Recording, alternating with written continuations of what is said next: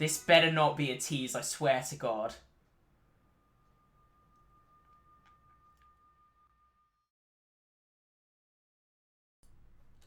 Alrighty. Here we are. Ready to watch Pokémon Presents. Fingers crossed for some good stuff. Nintendo Direct kind of let us down, but well, it let me down, but that's okay. That's okay. We can deal with that. But yeah, we're just hoping for something good today, which, from what we've been told, it's going to be very big. So yeah, definitely looking forward to it. We've got about 5 minutes until Pokemon Presents starts. It says premieres in 4 minutes, because it's obviously less than exactly 5 minutes. But yeah, I've got my Pokemon hoodie on. I've got some Pokemon bits and bobs around me. Just Pokemoned up, ready and waiting.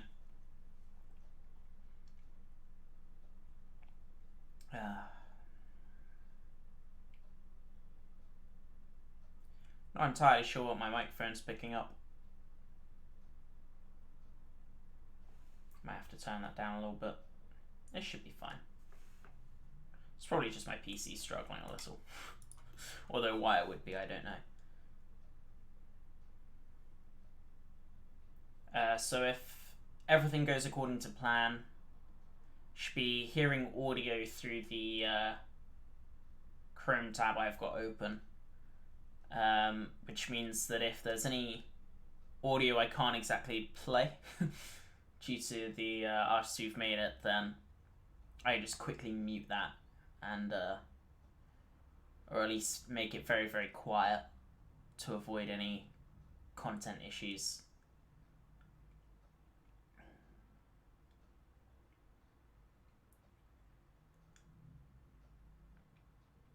Just got 2 minutes now until this premieres. I'm just going to get ready to make it full screen on stream because I can't do that at the moment.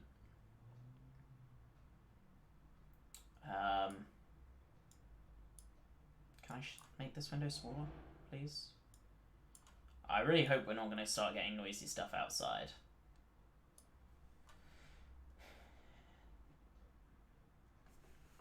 That'd be the worst time.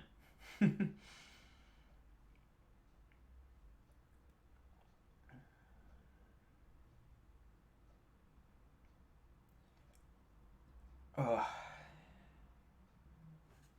Excuse me. Exactly 2 minutes now until we premiere. Really looking forward to it. Kind of feeling a bit anxious, you know. What are they going to announce? Obviously a new game.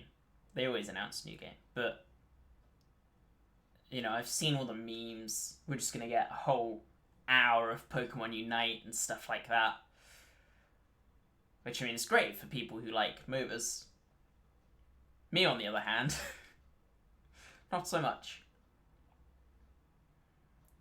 But yeah, so it says premieres in 60 seconds now, but that's not counting down. It won't actually be 6 seconds, it'll be greater than 60 seconds, but I'm sure that will start counting down when it reaches 60 seconds.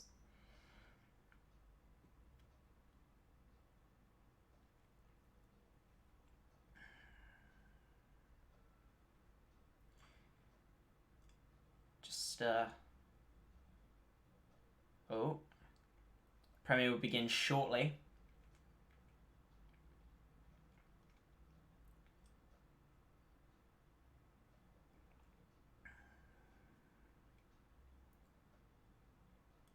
Should have a live clock up on screen whilst we're waiting to show you the countdown. That would have been a good idea. It's a bit late now though. By the time I get one up, it would have started, so we'll just sit and wait. Less than a minute. I want to count down though. I do want to count down, but I need the exact time for that.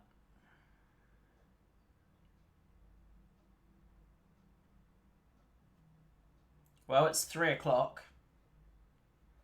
They're late by 2 seconds. How could they? No. No need to be so dramatic.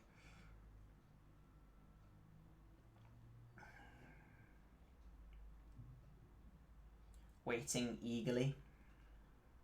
Oh, here they go. Let me full screen that for you guys. Oh, we've got some funky music that I'm just gonna turn really quiet. And hopefully, as long as I keep talking over that, we shouldn't have any issues.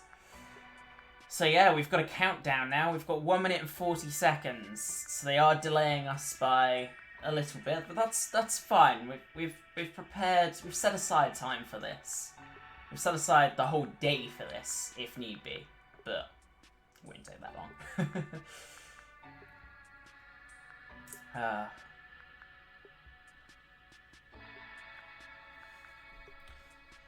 Primary in progress starts less than 1 minute ago. So what are we, people in chat, if you're listening, what are we expecting today? What are we hoping for? I know I'm hoping for, Diamond and Pearl remakes. That'd be really cool. I've seen some memes where people have been throwing around, Let's Go Dialga and Let's Go Palkia. Definitely, well, I mean, I think we've been expecting new Let's Go games for a while, haven't we? But I really hope they don't do that with Dialga, Diamond and Pearl, because it'd be strange. But at the same time, easy shinies. There is that. 15 seconds. Oh, it's saying 10 for you guys. I must be slightly behind. Yeah, I'm a couple seconds behind. I might refresh the tab real quick. Nope, I've just fallen even further behind. Okay, it's fine. You guys will have slightly delayed audio. I'm watching on the stream now instead. Here we go. Okay, so this is all the Pokemon games that we've had since 1996, when it all first began.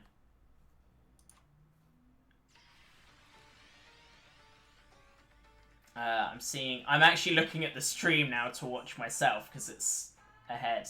So it showed cards, movies, the consoles we've played on throughout the years.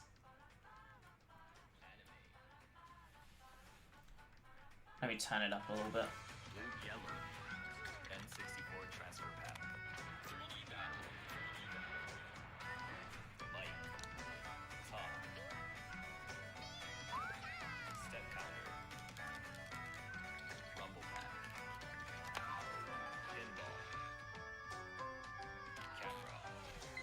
You know what, I could probably quickly do... I don't want to mess with the audio though. It's fine. It's just slightly delayed. Evolution.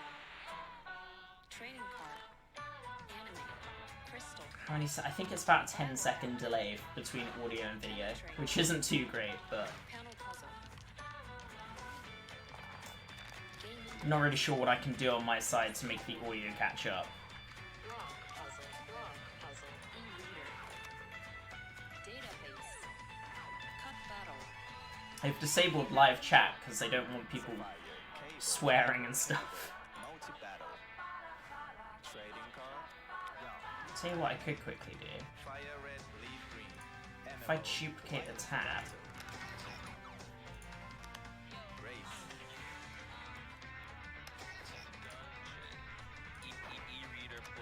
I don't even know. Oh, they've enabled live chat now.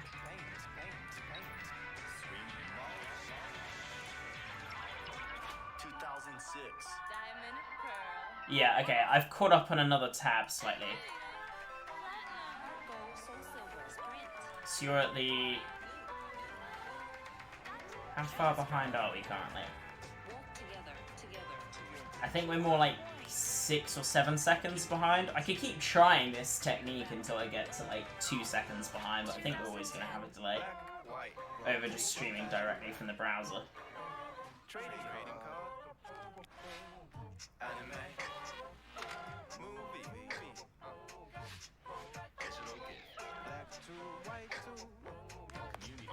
What is this song, though?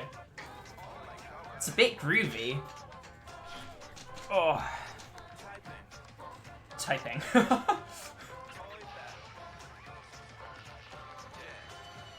Wait, is this how they're gonna be like... Remember Pokémon Sleep? You know, remember all these forms of gaming that we've tried in the past? Do you remember when we announced Pokémon Sleep?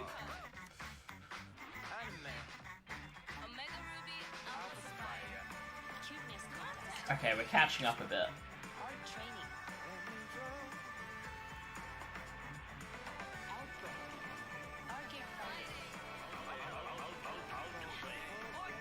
There we go. Yeah, I think we are still about 10 seconds behind. There's Pokemon Go on the left for me.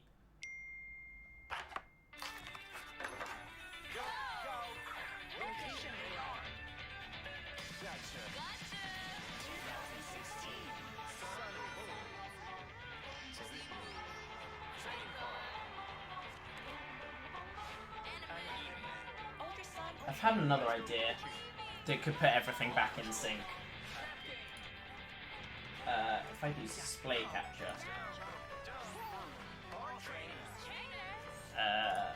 I do this. Oh god, that's just taken up the whole screen. And if I get rid of the Pokémon Presents, move this up into that corner, and then full screen this. There you go.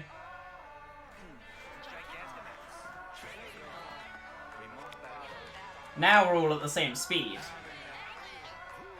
Although you'll get a slight repeat and stuff. Well, no, I can't put it any higher on the quality. Yeah, okay. Awesome.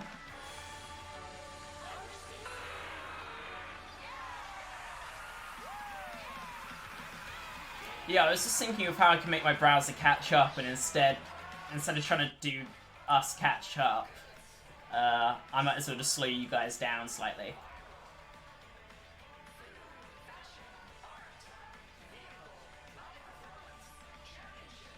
Oh god, the live performances. It's gone a bit quieter again.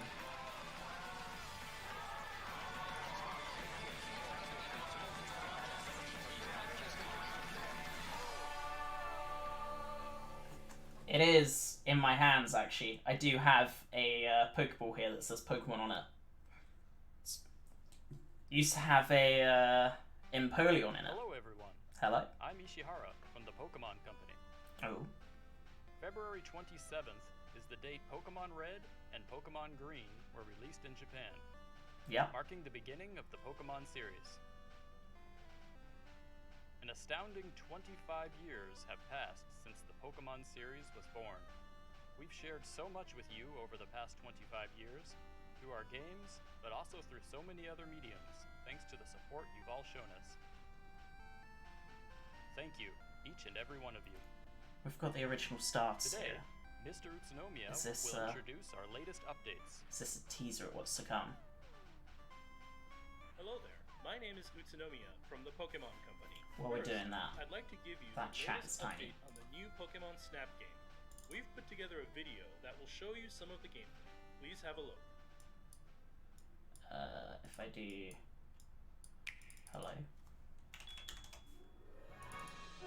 No, do... Welcome to the world of new Pokémon Snap. This is the Lentil region. You'll ride the Neo 1 through the jungle, across the desert, and even under the sea to research Pokémon in their natural habitats. They've already And of announced this, I'm course, pretty sure. you won't be alone. Professor Mirror, who's doing research in the Lentil region, and research team members Rita and Phil are there to support you, so you're in good hands. Now then, let's get that research started. This By does look very watching good. wild Pokemon, you can discover behaviors and expressions that are rarely seen. Look, a surfing Alolan Raichu. I didn't know.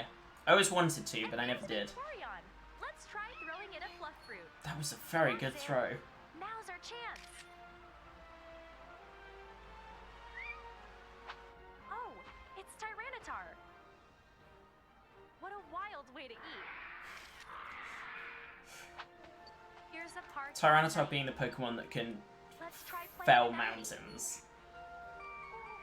And it's just like, I'll eat this apple really calmly. You'll also have Illumina orbs, something the professor invented. If you use one of these, you can make any Pokemon glow. Interesting. Whoa! Those flames changed color. Okay, that is kind of cool. Make good use of your tools to take shots that really stand out. Then, show the photos you took to the professor. Oh, 4 stars! We captured a rare moment there. Catch a variety of different behaviors on camera. Never to fill before up your seen Pokemon footage of photo deck. Venusaur jumping. And there's more. You'll be able to edit the photos you've taken. Use features like stickers and frames to make your I feel like I need to photos hug even something more whilst special. I watch. And Hold I'm on. sure you'll want to show off Got my your best Pokeball photos, right? pillow. We know that feeling well. It's got the Alolan When stars you on the want back. to do that, it's time to go online. You can share your favorite photos and check out photos from around the world. And if your photo becomes popular, it might even be featured and get more attention. Why is that chat Seeing even something smaller like that may now? inspire you to go back and take even more photos. We're getting closer to the start of your adventure. Unexplored islands and plenty of Pokemon await in the Lentil region, so make sure you're prepared. If I just make that much Whoa! bigger. Is that the mythical Pokemon Celebi? Oh yeah, I think you showed me Get that. ready. The Lentil region is Oh my god, waiting for you. that's far too small now. What's a good size for this? What did you think? I hope you're looking Hold on. forward to the game's release on April 30th. April 30th, that's not too far away. I'd like to tell you about several events we're holding to celebrate Pokemon Day. In the Pokemon Sword and Pokemon Shield games, special max raid battles featuring Gigantamax Pikachu are underway. Oh, it's said like that, is it? I've always said And in Pokemon Gigantamax Cafe instead of Mix, We're Gigantamax. holding a promotion in which you can receive 2,500 golden acorns for logging in. In Pokemon Interesting. Go, Articuno, Zapdos, Moltres, and even Mewtwo are appearing in legendary raid battles as part of a Kanto-themed Caught all of them. celebration event. Had to do it for a Pokemon Go In event. Pokemon Masters EX, Galar Region Champion Pokemon Leon Master and his Sex. partner Pokemon Charizard will arrive at last. We hope you'll enjoy these events. Next, I'd like to present the latest news about the Pokemon video game series. Have a look at this video. I love how they've English dubbed over it, and it's just not at all what they're saying. Like, it doesn't match her lips.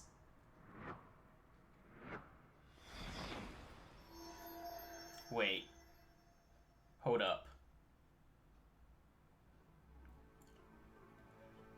Don't you be teasing us. Don't you be teasing us. This better be the real thing.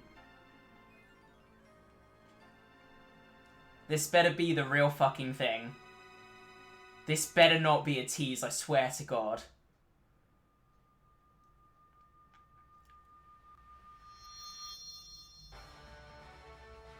Why does this look like Let's Go? Please tell me it's not Let's Go. Well, that doesn't look fully like Let's Go.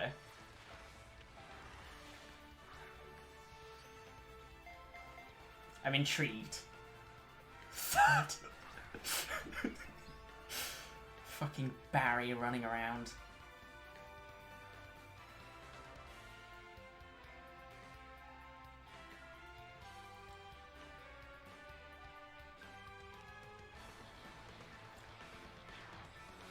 It's taken them 14 years to remake it because they kept having to save lots of data. Brilliant Diamond? Shining Pearl. Holy shit. Late 2021. We're getting it this year? Holy fuck. Where do I pre-order? Oh. Okay. We're getting Gen 9 as well. Is it Gen 9 or is it Gen 8? This is a tale from a long, long time ago. I'm getting Professor The Layton Sinnoh region was vibes. still only a vast wilderness. A certain village bustled with the comings and goings of people, while in the mountains and seas, Pokémon roamed as they pleased. What is this? Seems cool.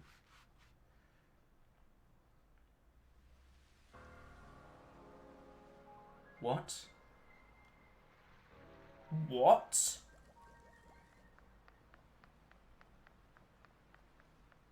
What is this?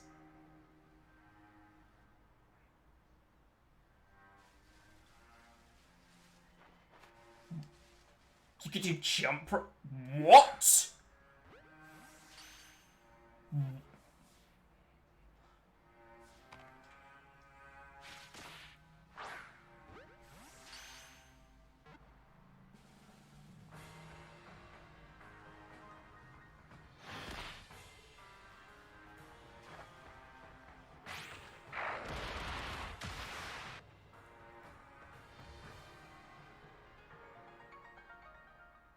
I swear to God.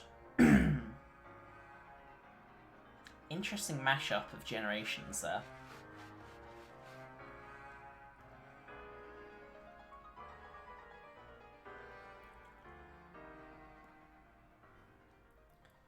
What was that?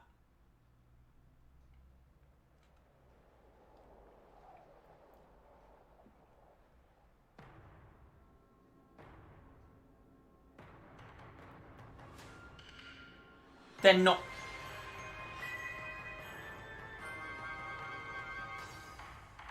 Pokemon Legends. Arceus.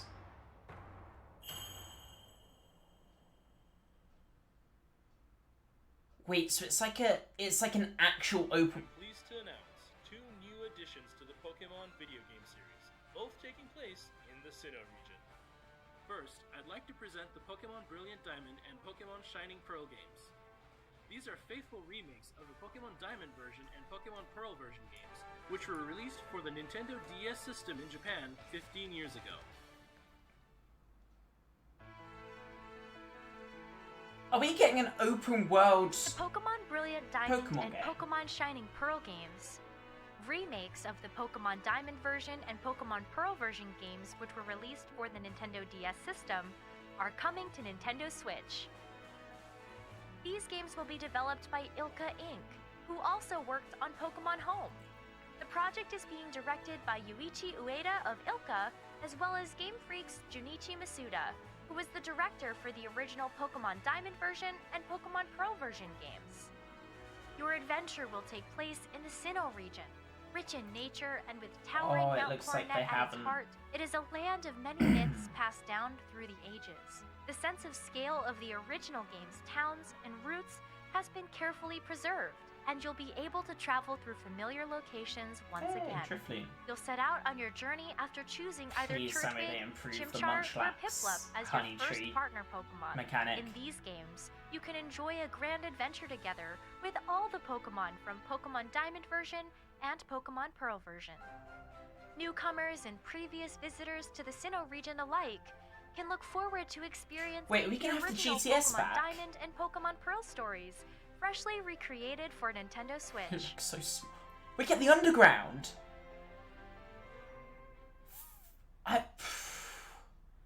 Hopefully we've improved. What did you think? Online Pokemon underground. Brilliant Diamond and Pokemon Shining Pearl will launch simultaneously around the world late this year. We hope you're all excited for a nostalgic yet fresh Are we gonna adventure get in an the online Sinnoh region. underworld? Underground. Holy Next, shit. allow me to introduce you to the Pokemon Legends Arceus game. Pokemon Legends Arceus represents a new approach for the Pokemon video game series. Mm-hmm. Development is in full swing at Game Freak with the aim to deliver a gaming experience that breaks new ground for the Pokémon series. Please have a look at this video.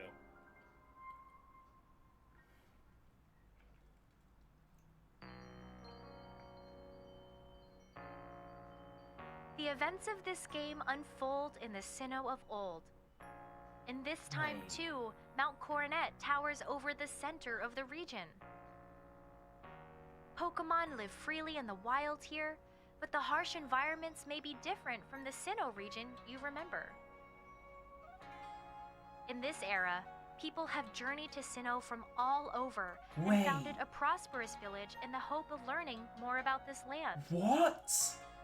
As for these three Pokemon, Rowlet, Cyndaquil, and Oshawott, it seems they were brought to Sinnoh by a certain professor who encountered them while traveling around various regions. You'll set off on your adventure after receiving a first partner Pokemon of your own That's an from this interesting professor. mix. It's like they've picked the favorites, basically. With the village as your base, you'll venture out to the different corners of the region on your quest to create Sinnoh's very first Pokedex. What the fuck? Even in this era, wild Pokemon can be caught with Pokeballs. But they're different. You can also engage in Pokemon battles alongside your Pokemon allies. Sharpen your skills for both catching and battling Pokemon and strive to complete your Holy Pokedex. shit. This is awesome. Now for the mythical Pokemon that graces the game's title and story, Arceus. According to legend, Is this Arceus the shaped first all time we there can is actually in this catch world. Arceus. But how is this Pokemon connected to your journey? The answer to this question and more awaits you in this exciting new action RPG Yeah, I didn't think you'd answer adventure that. for the Nintendo Switch system. It was like a, you can find out the answer yourself. What the fuck is going on over there? Is that one of the Lake Guardians? Pokemon Legends Arceus will launch simultaneously around the world early next year. We hope you're all excited to set out on these adventures across Yes. the Sinnoh region, each one distinctly different from the other, with the wonderfully nostalgic Pokemon Brilliant Diamond and Pokemon Shining Pearl, as well as the Pokemon video game series' new journey, Pokemon Legends Arceus. And that implies that they're going to take that direction with the other As games Pokemon too. celebrates 25 years, we will continue to challenge ourselves and deliver new ways for everyone to enjoy Pokemon even more. Thank you very much for watching. Wait. Are they done? Oh, that was much shorter than I thought it would be. I thought they'd have, like, you know, more details and stuff. Is that... Oh, that's literally it. Okay. Wow. Okay, so thoughts. Let me quickly do some cleaning up of this. How do I get rid of the suggested stuff? I don't even know if I can. Just gonna quickly do some quick edits, just to clean everything up. If I can. If I can ever reach everything here. Maybe in that.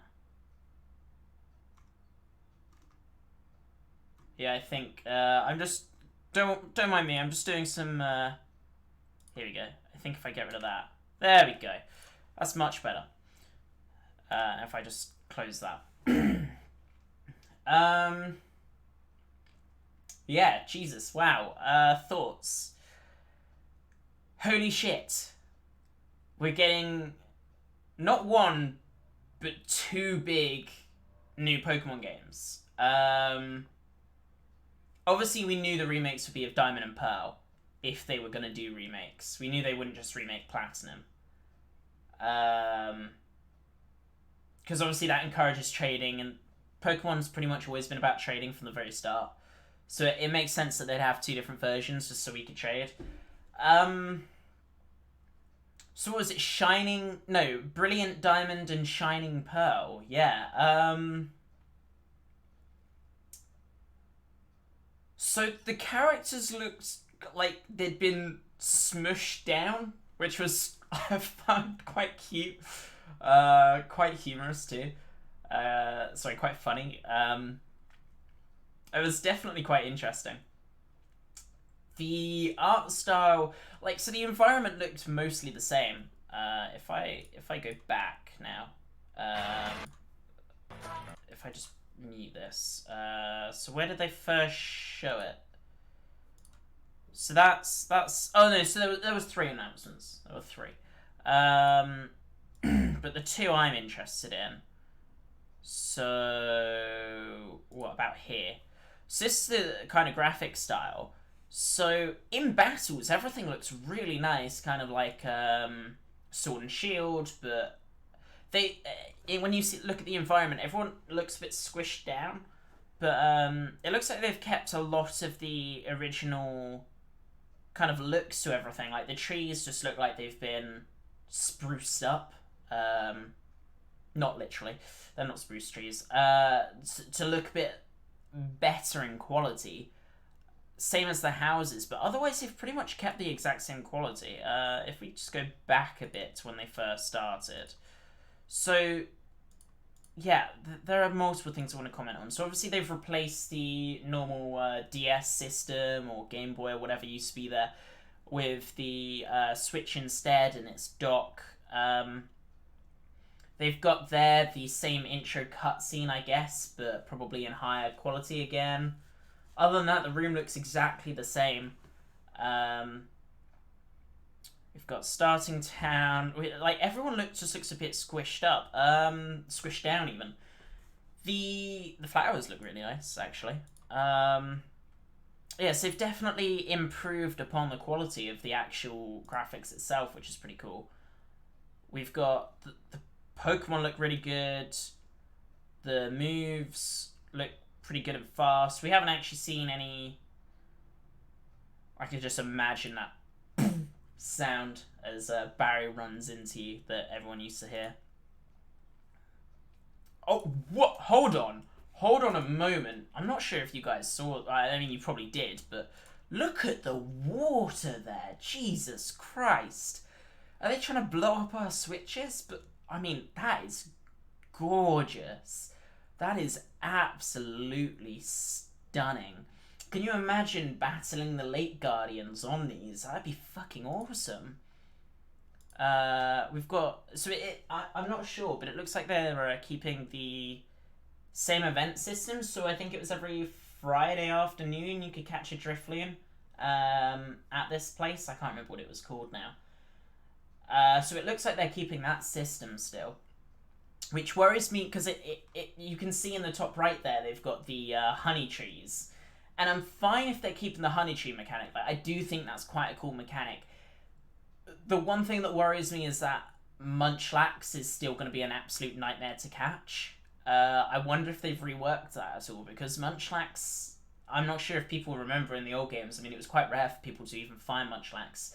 They basically had a way of people being able to catch Munchlax. It was like I can't even remember, a 0.625% chance of even finding a Munchlax in the game. And it was based upon, so they have about 17 honey trees in the game. And based on your ID and it was based on 2 values. One was your trainer ID and one was like your shiny ID, I think, or something like that. And they basically had it using those 2 values. They would generate a random number that would make only two of those honey trees in the game out of the 17 honey trees, I think it was, able to even spawn a Munchlax. And then in order to actually spawn one, you basically needed to be very, very lucky. I think they could only spawn on certain days, in certain weather, at certain times as well. And then all on top of that, even if you find a Munchlax, never mind even trying to find a shiny Munchlax, then not only did you have to do that, but then Munchlax has a low catch rate anyway, so it was just... How do you even get Munchlax, you know? Most people didn't even know Munchlax was... I mean, we knew Munchlax was in the game, but most people didn't have a Munchlax that they found. If they had a Munchlax, it's probably traded to them. So, yeah, seeing this makes me think that maybe they could have done the same thing with Munchlax again, with the high trees. I just hope if they have, they've made it a better mechanic. It makes it far more reliable to find a Munchlax, or they've just upped the chances or whatever, because otherwise it's kind of harsh. Because obviously most people who play these games, you know, at least dream of catching all the Pokemon and may make some kind of attempt at it, and having that same chance as they had originally would just be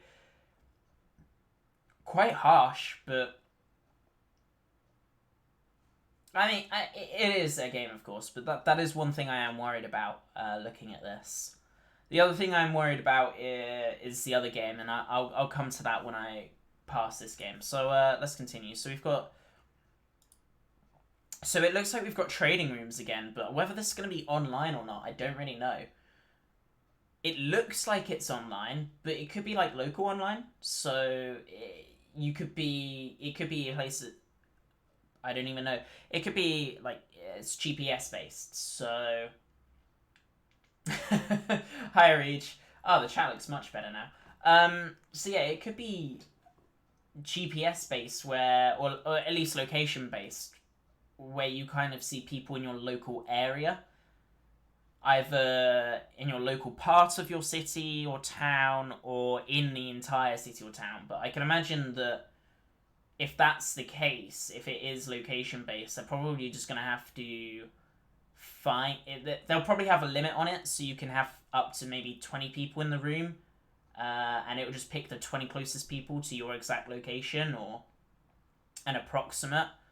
But I don't know how they're going to do this, because that looks like it's local. You could fill that up using local rooms in the past, but I don't know, because why would they bring the local system back now when all of the consoles nowadays are much better online? I don't even think... I mean, Switch obviously does have local play, but yeah, it's kind of a question of why would they bring... I understand why they could do local play, but they've also got to have an online functionality, right? Which then brings me back to my question about the GTS. So... some of you might remember, but the original games actually had a system where you could use your router to go online and trade with people around the world. It was kind of unreliable. It certainly was for me, because we didn't have very good internet. My DS was very unstable connecting to the internet, and you know, by the time that the original Diamond and Pearl came out, I think in England, the routers that... The internet security or the router security that the DSs utilized in order to be able to connect got updated to something that the DSs couldn't handle anymore. And it made it very unreliable to get a connection. But sometimes it would work. And I remember every so often being able to access GTS. But since Pokemon X and Y, we've had online features. Even with the 3DS. So, I mean, I don't know, but I'm hoping that they have brought the GTS back, because that was really cool. And it'd be far more reliable if they have. And, I mean, I don't know why they wouldn't, because... I mean, I haven't finished Sword and Shield, I'll be honest, but they have similar features in all of the games since X and Y, so I don't see why they'd suddenly just remove it. So yeah, I think we can expect like an online GTS, even if it's not the GTS anymore and they replace that with something. Oh, it looks like they haven't really done modifications to the world, just upgrading it. So yeah, I reckon we can probably expect to see the GTS again. So that's a good point.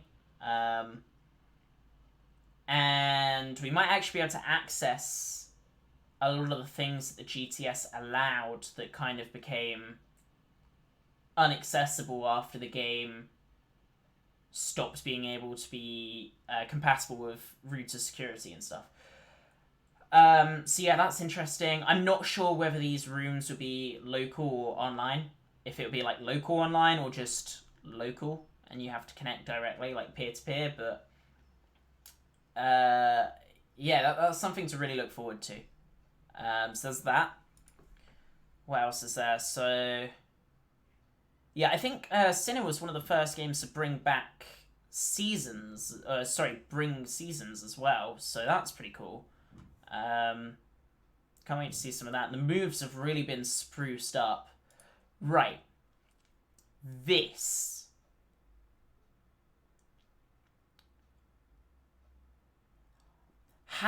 Okay, this currently in really low quality for me.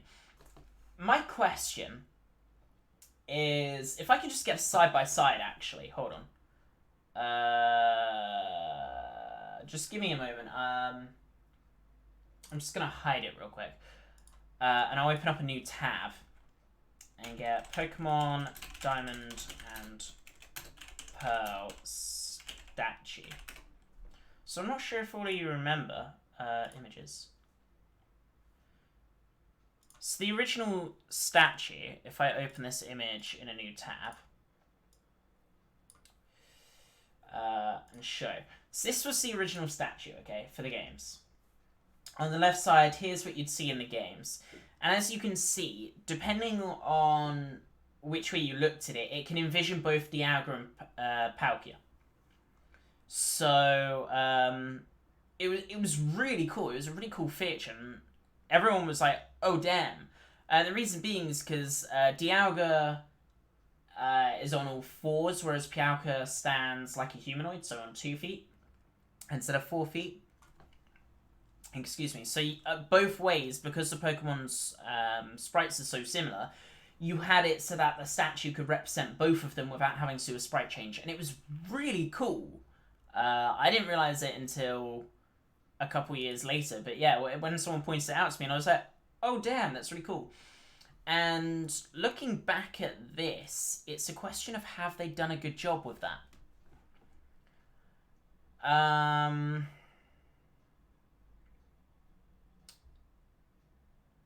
I don't know. I don't know, because to me all I'm seeing is Dialga. I'm not sure if that's the same for you guys, which is the blue one for those of you who might not know. But all I'm seeing is Dialga. But Dialga does sometimes stand on 2 legs, like when it rears up like a horse. So I'm wondering if that's kind of what they've gone for, so it's open to interpretation again. But to me that just looks like Dialga. I can't really see Palkia there at all. But maybe that's just because I played Diamond when I was younger and I'm so used to Dialga and not really used to Palkia at all. I do wonder if anyone's here played Pokemon Pearl, if you see Palkia there instead of Dialga, because that's all I'm seeing currently. But yeah, if someone does see Palkia there instead of Dialga and they can't really see Dialga, then I think they've probably done a pretty good job. And it might be a case of, you know, like, we'll have to see what the new Dialga and Palkia look like as well anyway. But, yeah. I wonder, so, I'm unsure, but will they have Giratina in these? Because, I mean, I don't see why they wouldn't. And if I remember correctly, which I never actually, I'm not sure if I ever actually got a definitive answer to this, but if I'm remembering correctly, you could actually catch Giratina, it depends on how you say it, in Pokemon Diamond and Pearl. It just didn't have its own area. You could catch it in the Origin Cave, just like in Platinum, but I don't remember ever actually being able to get to the Origin Cave in Diamond and Pearl, and I never remember catching a Giratina, that's for sure. So will they add in the Origin Cave? Yeah, I think they probably would. Will they add in the Distortion World, though? I guess they probably would have to. But how are they going to do it? Because it's no longer going to be related to the story, is it? It's not going to tie in. Because they're probably going to have it so you can only catch Dialga and Diamond and Palkia and Platinum, just like they had it originally. So Giratina won't tie into the story as much, because the way that the Distortion World's created, when it's not, it's summoned, is through the main villain using both Dialga and Palkia. That's how it happens in Platinum. So I guess they're just going to have to do the Origin Cave again, and they can do the Distortion World, but you can only access it from the Cave of Origins. That's what I would probably imagine is going to be the case. But yeah, that's quite cool. And do I see Palkia at all? I could try and force myself to see it, but I still only see Dialga.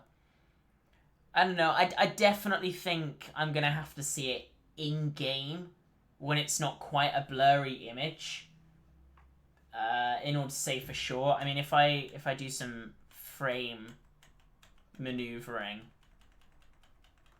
just to try and get a clearer image, yeah, I only see Dialga. I don't see Palkia at all, but I mean, let me know. If you guys see anything else, please let me know.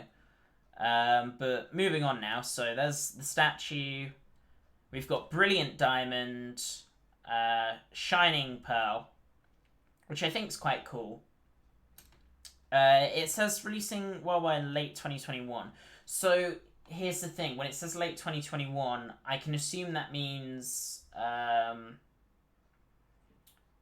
probably November time. I think that's when they like bringing out their new games, around November. But I think they've kind of left it open to... I mean, it's still quite early for them to announce it, right? But I think they've still left it quite open in case anything happens with the current global state of affairs. Because obviously we are still in somewhat uncertain times. And, well, obviously there's kind of... You know, there's hope for better times coming soon, hopefully, especially in the UK.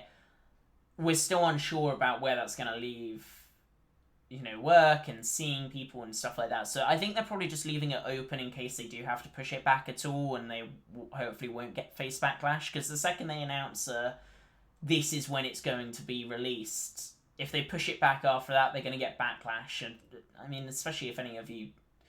Most of you probably know what happened with Cyberpunk, so, yeah, they're probably trying to avoid something like that, which, I mean, the companies do anyway, but especially during these times, it's not something you want to unintentionally mess up, so, yeah. 1995 to 2021. They applied for their trademark in 1995, but the first game was released in 1996. I don't think they'd done any other media by then, so that's kind of interesting. Oh wait, Pokemon is a trademark of Nintendo? What? I have been thinking this for a while, that Pokemon seems to have gone off the rails from how it originally was, like... Because Game Freak are the ones who made Pokemon, right? And then Pokemon has become its own company instead of Game Freak being the company and Pokemon being the IP. Now it's Pokemon is the company. So I'm wondering if Game Freak sold the idea to Nintendo, and then Nintendo have made it its own kind of company. And then, because when I saw that it was the company that made Pokemon Home that were going to be working on making these games, remaking them, I was a bit... I remember, if I'm remembering correctly, the original games were made by Game Freak. So it's a little bit shitty of them to not allow Game Freak to make the remakes of the games, but... I don't know, unless Game Freak just rebranded itself to be Pokemon, sold itself to Nintendo, and then it's Game Freak and Ilka.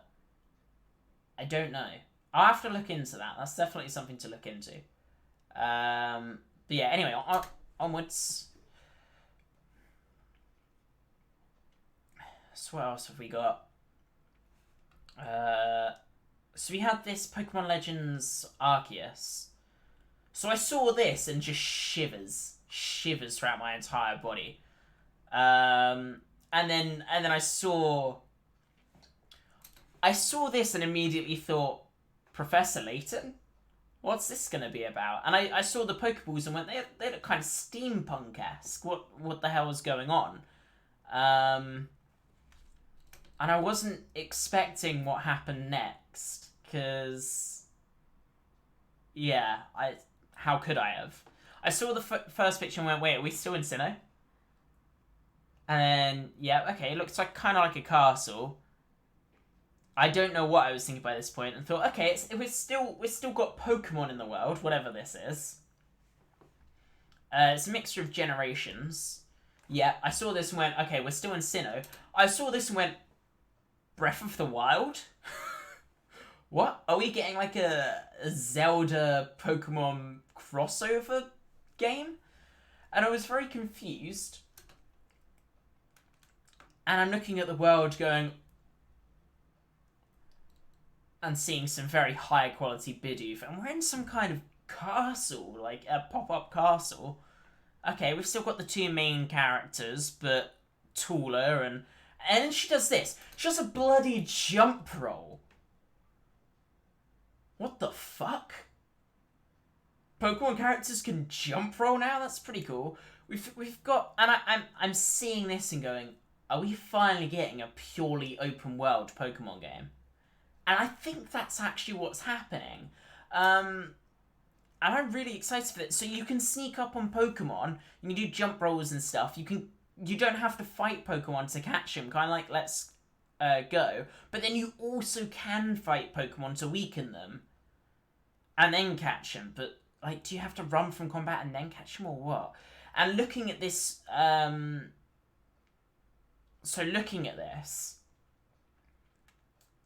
it doesn't seem to be very stable at the moment. There seems to be quite an unstable build, quite an early one, that they've just kind of prototyped for this premiere. But yeah, and then, right, so I'm wondering, these three starters that they've chosen for the game, I'm pretty sure earlier in 2020, they actually had the Pokemon company on Instagram had votes open you could vote for your favourite starter from each generation, and I think they narrowed it down to be like your favourite fire, water or grass starter at the end. I'm wondering if this was the results, where the Rowlet was the favourite grass starter, Oshawott was the favourite water starter, and Cyndaquil was the favourite fire starter, and so that's what they're going with. I do have to say, I don't particularly like Oshawott's final evolution. Cyndaquil has an okay evolution line. Rowlet, on the other hand, Decidueye is pretty heckin' cool. Not Unova. I can't remember. Sun and Moon. Pokemon Sun and Moon. I think were the first games where I picked a grass-type starter instead of a fire-type starter. Regardless of design, because I remember for Gen 5, I actually kind of regret not picking Froakie, because Froakie's heckin' awesome. But I went with Tepig at the time, and that's the first time I regret not picking something other than a fire starter.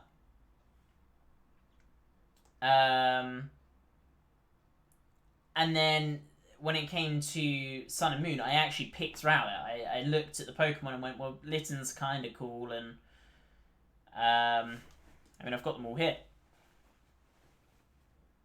Poplio is Poplio. But yeah, I saw Rowlet and went, I mean, that's pretty cool. It's between Litten and Rowlet. I don't really like Litten's final evolution. Rowlet's final evolution looks pretty cool. I went with Rowlet. And I do not regret that choice whatsoever. It was a really fun game to play, especially having is it grass ghost type at the end? It's really cool. So, yeah, I'm wondering if they're going off the what was voted to be the favourite starters of all of the games. With that, because it doesn't make sense that they'd just bring, oh yeah, pick 3 random. Yep, these are the 3 we're going with. So, yeah, that's got me curious. I'm surprised it's not Piplup, though, over Oshawott, but there we go. And the buttons on the Pokeballs look much different. It was clip-based. So now we've got, yeah, so we actually see Arceus, or as most people remember it to be Arceus, before they changed that because everyone just said, Arse. See, is this going to be the first game where we're going to be able to catch Arceus without an event? Because we've never actually been able to catch Arceus legitimately. Yeah, we'll pause that real quick. We've never actually been able to catch Arceus legitimately. We've always, as early as Pokemon Diamond and Pearl, there was supposed to be an event for Arceus, but it was never actually... You couldn't get the flute legitimately. Most people remember using the flute to... using a action replay or something like that to give themselves a flute from the delivery man, and then going to, I think it's called Mount Coronet or something, going to the top using the flute which summoned Arceus, right? And that's how most people caught Arceus. None of those Arceus are legit. You could not get that flute legitimately. I remember doing it myself. I mean, most people did. But you have since, and even in Diamond and Pearl, you could get Arceus legitimately. You just couldn't catch Arceus legitimately. I don't think we've ever had an encounter with Arceus where you've been able to catch it. But to me, this seems like they're finally giving us that. They're going to allow us to catch Arceus, which is fucking awesome. And the next question is this now the new direction that Pokemon's going in? Are we going to get, like, 2 mainstream games at a time that are both remakes? And they, you know, the new games, the primary kind of focus is going to be on Pokemon Legends, but then there's also, we've also given you remakes if that's what you wanted to. Because this seems really cool, because Pokemon Sword and Shield really let a lot of fans down. I felt like it was okay. I felt like it was a good step in the right direction. However, when they removed most of the Pokemon, I didn't really understand that. Especially because it's not even down to space issues, it was down to time. And most fans were willing to wait longer if it meant getting more Pokemon.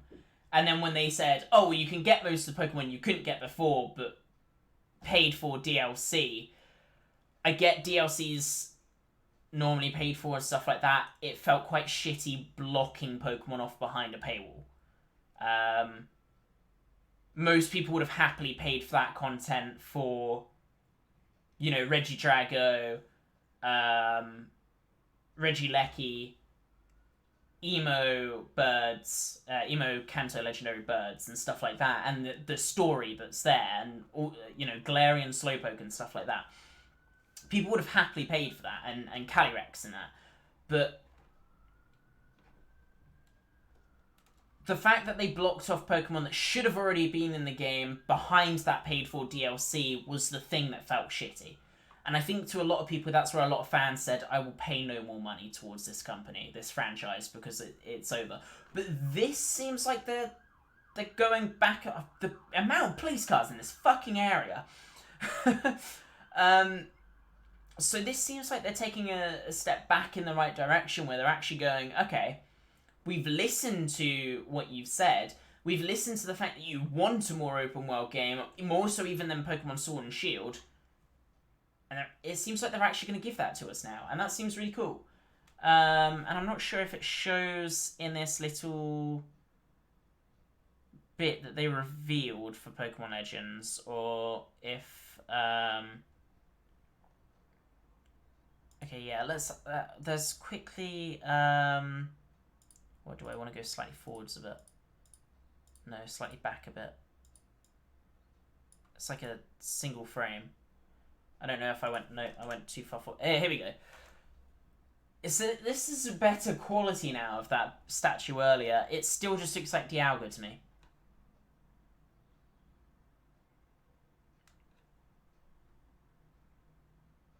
I mean, if I just look at the lower half, I don't look at the top half, I can kind of see it's Palkia. A little bit. But the second I look at the head, no, Dialga. I do... Because they've shown that exact same statue twice, I wonder if that is supposed to be Dialga Palkia. Like, depending on your version of the game, that's how you'd interpret it, and you can interpret it as the other one. But I'm not sure. Again, I think I'm going to have to see higher quality images. I mean, that's pretty good quality right there, and I still think I'm seeing Dialga. So anyway, yeah, they've got some kind of more gameplay. The lake, the water on that lake. Oh, that is some good quality water. Squished people. Thud. Yeah, so it obviously got the... I for a second there, I thought they were going to have, like, a special Pikachu. Because they've currently got a Pikachu that, I think in Sword and Shield you can get a Pikachu that knows Sing. But I'm not really too bothered about that. I might get it, but... yeah, so going back to this...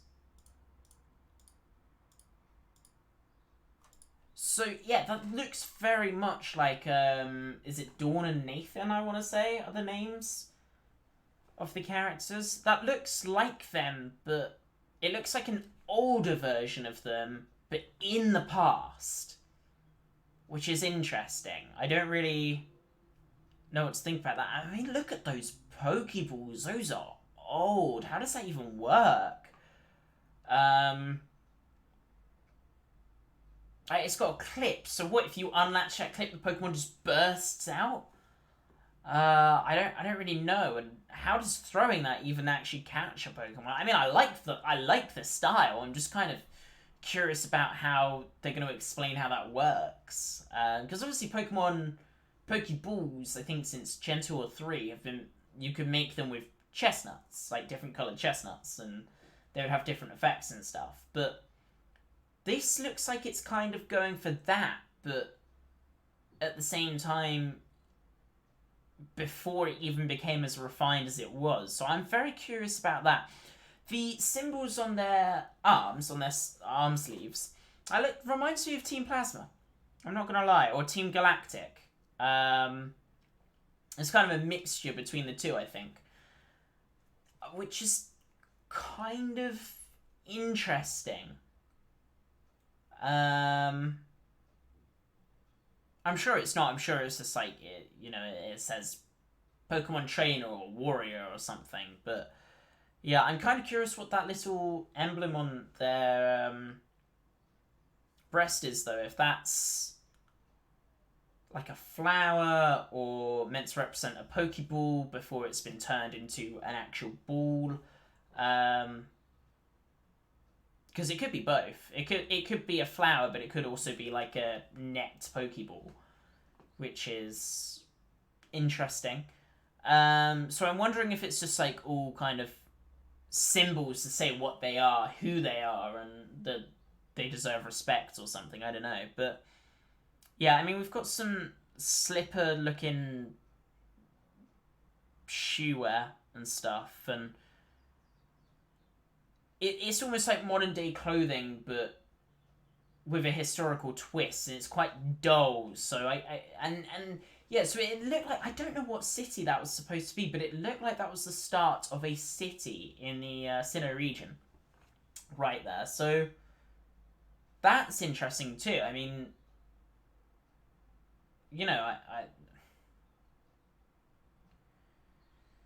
Yeah, so are we going to be helping, like, are we going to be expected to catch specific Pokemon every so often or to help build the city, or what's the story behind that? I mean, obviously they said, you know, you can find out more when you play the game, but they're obviously going to give us little snippets and clues and not spoilers, but stuff here and there, just tiny bits of information to make us try and piece together the big picture before eventually they go, surprise, it's something slightly different. But yeah, this looked really good. I'm really excited for this game. I wasn't even expecting a game like this, but yeah, do you see that? Pointing's not going to do anything. You see where my mouse is? Watch that. That looks like water splashing about. Was it Gen 4 where you could catch the red Gyarados? The shiny Gyarados that was in that lake. It was like the Lake of Rage or something. Was that where you could catch... Yeah, it was. There was a shiny Gyarados in there in Gen 4. So I'm wondering if that's meant to be like the shiny Gyarados, or if that's meant to be a Lake Guardian having a fight with another Pokemon or something. I don't... What? How big is it? And here's the other thing, right? How much of this are we going to be able to access? And how are we going to travel around the world? Is there a quick way to travel around the world even? Because from the looks of it, there might only be that one small settlement. So how do we travel around the world quickly? Can we fly on Pokemon? But not even like, oh yeah, you can waypoint here and there, but as in actually ride flying Pokemon around the place and they fly really quickly? Kind of like in Omega Ruby and Alpha Sapphire, I think it is, when you can ride on Latios and Latias's back across the planet. And you can land kind of wherever you want. Is that going to be the case? Because that could be really cool. Never mind, like, there's just so much. And here's the thing. So if any of you have played Pokemon Mystery Dungeon, there's Primal Dialga and Primal Palkia. Could they be making an appearance? Just like we had Omega, like Primal Groudon and Primal Kyogre, we've had Primal Dialga and Primal Palkia in the past, right? Could they be making an appearance in the... maybe not in this game, but in... what... I still... Brilliant Diamond and Shining Pearl, I think it was. Could they be making an appearance? Because that would be pretty cool as well. And then there goes into... okay, well, when they've made the remakes in the past, they've changed small bits of the story. So are they doing that again, or is it in an exact remake? Because with Let's Go Pikachu and Let's Go Eevee, it was very much a case of, you know, remake the game. And it was pretty much the game exactly as is, right? Except you had Green running about. I think you had Blue as your rival, and I'm not sure if you were supposed to be playing Red or what. But I mean, you could pick male or female. But so yeah, there's just... Is it going to be exact story as before, or is it going to be with a twist? Like they had Sun and Moon, and then they released Ultra Sun and Ultra Moon, and Ultra Sun and Ultra Moon had a different ending almost, and different story kind of. So how is that going to work? I mean, I think the way they said it was like anyone who hasn't played Gen 4 Pokemon Diamond and Pokemon Pearl can play it now kind of thing on new updated. So it sounded there like they're going to keep the story the same. However, it was also like, old people can replay an old... Yeah, they have to at least add stuff, surely. It can't just be the exact same game. I mean, it can, but I feel like they're going to have definitely made improvements. Maybe in the form of adding new airs. Oh my god, I only just thought. What about that small is it Group of Islands, or like with the Battle Frontier and where you could catch Heatran and all of that, and the Battle Tower too. Are all of those making a return? Because damn.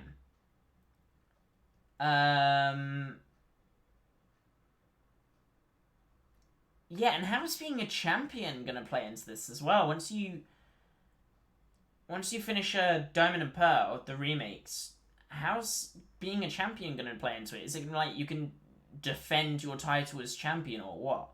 And with this other one, again, is it just one settlement or is it multiple settlements? And if it's only one settlement, how do you progress? Because it seems very open world and amazing, great. Are there gyms? Do you have to complete certain goals and that's your form of progression? Like I said, are you going to be helping build the settlement and you got to go and try and catch specific Pokemon and that's your form of progression? Or is it just go and play? Do whatever the fuck you like kind of thing? Because, I mean, what's great about these games is always the fact that there is some form of progression, right? That you got to go do gyms and stuff like that, and it's like, okay, I've explored this area, I want to go explore more now, so I should do the next gym and unlock more of the world, right? If they just give you the full world all at once, that's absolutely amazing, fantastic, yet give us free reign. The game's not going to last long though, is it? Like, people are going to be playing it for years, sure, but the main player base, it's not going to be that. It will start off big, and people will complete the game in about a week, and that'll be it.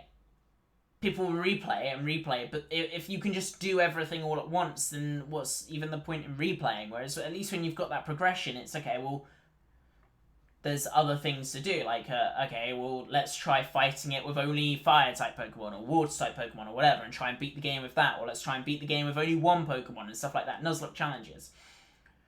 Whereas if the game doesn't have an end goal, per se, apart from try and catch all the Pokemon, well, I mean, how do you incorporate those challenges into it? Because the Pokemon challenges, like Nuzlocke challenges and stuff like that, are a very big part of the community, actually. And without them, I don't really know where the... I mean, specifically for this game, I don't really know how that's going to work. It must have some other form of progression other than just go and catch all the Pokemon. Why wouldn't it have an end goal? Well, I mean, like... Okay, so the end goal in most previous Pokemon games is always like, in the ones that are kind of like this style, is always defeat the gym leaders, defeat the Elite Four, become Pokemon champion. That's your end goal kind of thing. And then everything else that happens afterwards is post-game.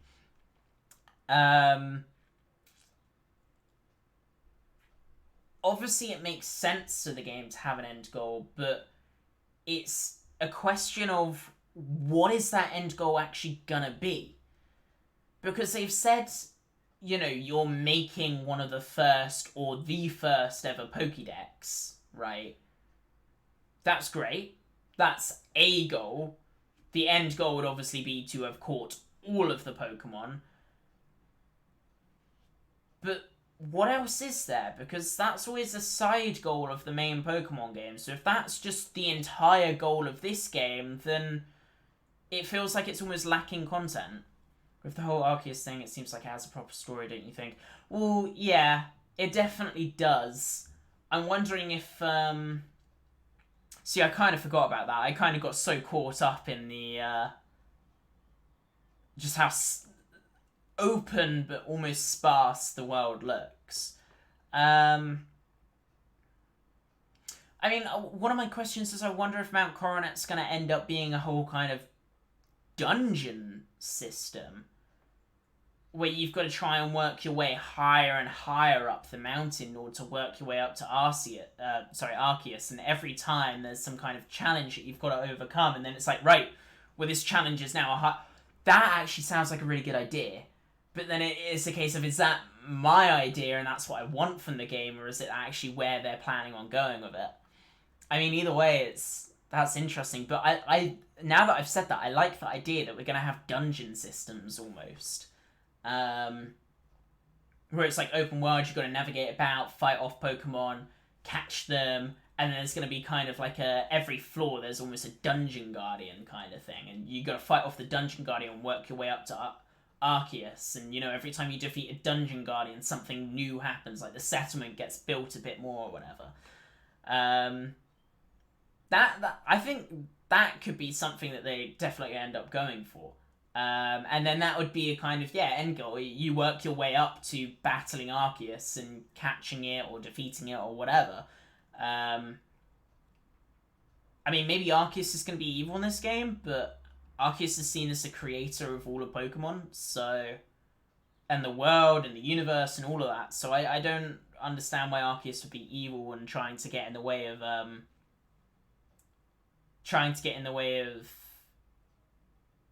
humans at all. But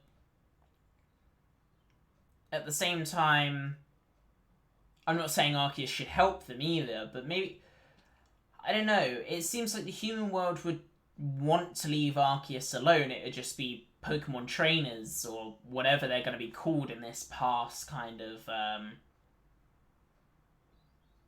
game set in the past, whatever they're going to be called there, whether it's warriors or whatever, or they're definitely not rangers. They're obviously not rangers. But yeah, whether that's kind of going to be their goal, because obviously their goal is to try and make a new Pokédex, but you don't actually need to catch Pokemon to register them to the Pokédex in the anime, and they don't do that in the games. You do have to catch Pokemon to register them to the Pokédex, and obviously the game would say the goal, like, go and catch Arceus, but is that kind of the settlement's goal, is they want to have Arceus under their control? Lots of big questions that kind of... I mean, obviously it's just been announced, so we're not going to have an answer to any of them just yet. All we can see is it looks like it's a big open world game. We don't know if there's multiple settlements or just the one. We don't know if it's going to be online or if it's only going to be single player. We don't know what the story is going to be like. Obviously Arceus is included in the story, but we don't know if there's going to be a dungeon mechanic or anything like that. But yeah, other stuff I'm still curious about is the jump and roll mechanic that they introduced. Like, and you can just you can throw Pokeballs at Pokemon in the wild. Which, I don't know, have we had that in any game before? Where you could just throw a Pokeball? I think the closest we have had is just Pokemon Ranger, right? And even then, that's still not the same. I mean, Arceus' eyes are glowing quite red here, but then has Arceus been corrupted by... Wait! Again, Giratina. What if the whole story is going to be something like Giratina is in the world? Because this is in the past, right? And Arceus initially sent Giratina to the distortion realm, or world, however you want to say it,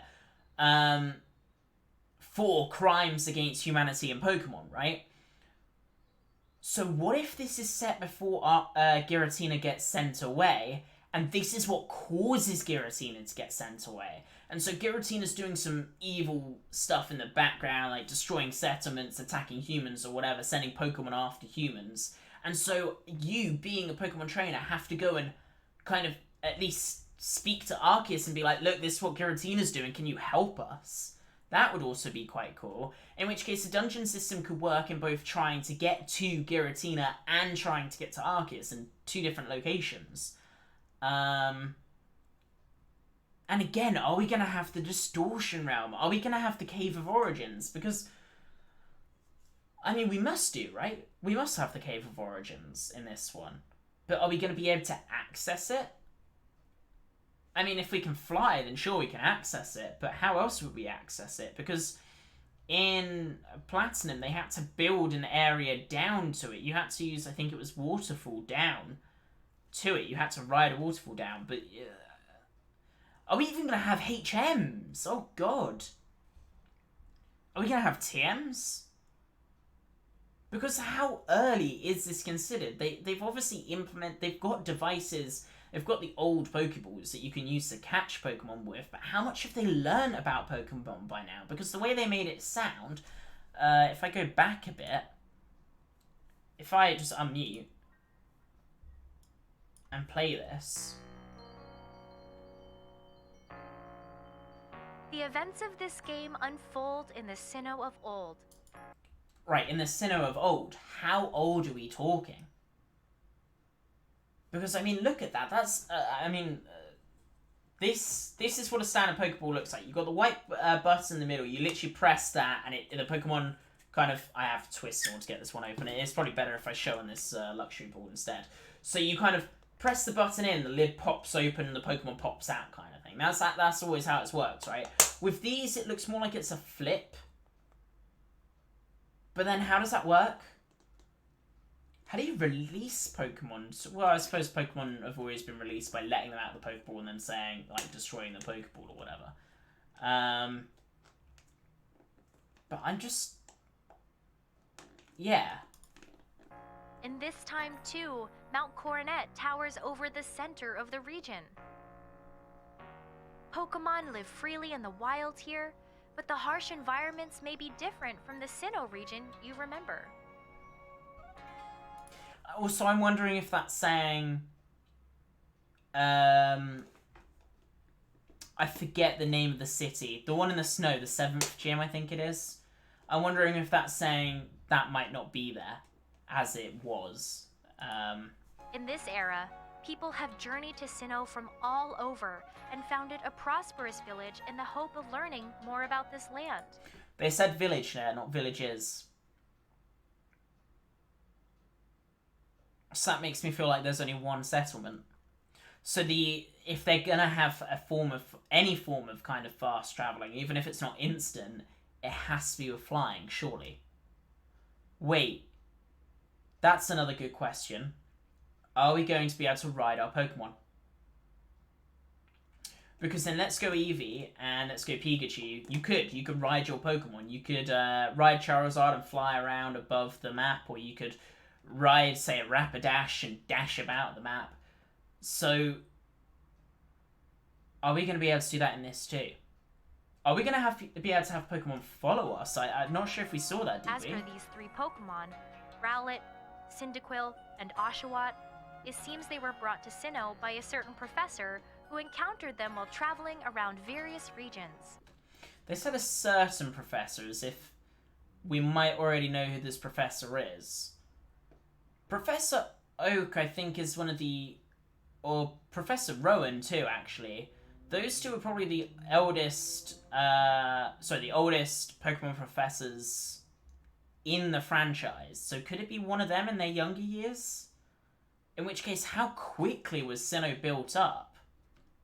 You'll set off on your adventure after receiving a first partner Pokemon of your own.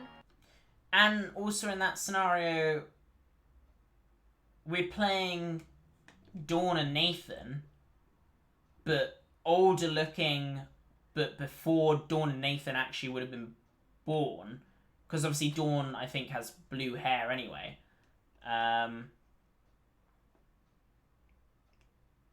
Or at least darker blue hair instead of black hair, which is what that looks like. So, are we playing characters that are just very similar looking but have no relation to those two characters? From this professor.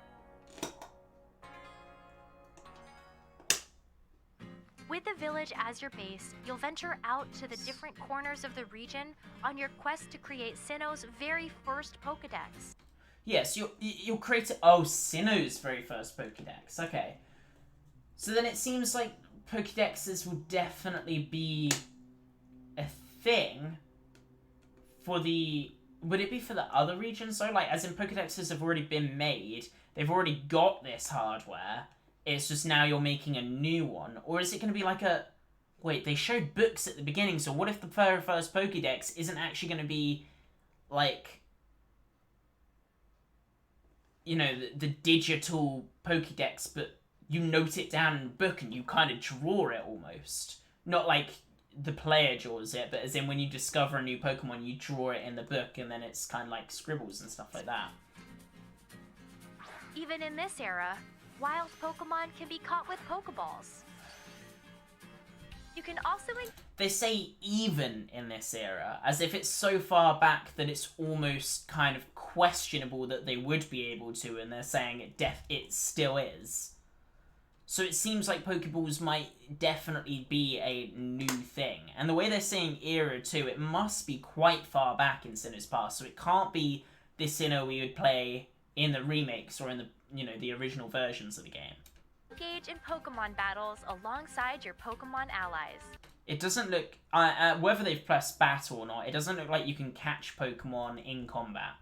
But it also doesn't look like you can run away, so they must have just pressed fight there and not want to show us what the actual skills for both catching and battling Pokemon, and strive like. to complete your Pokédex. Sharpen your skills for both catching and battling Pokemon, and strive to complete your Pokédex.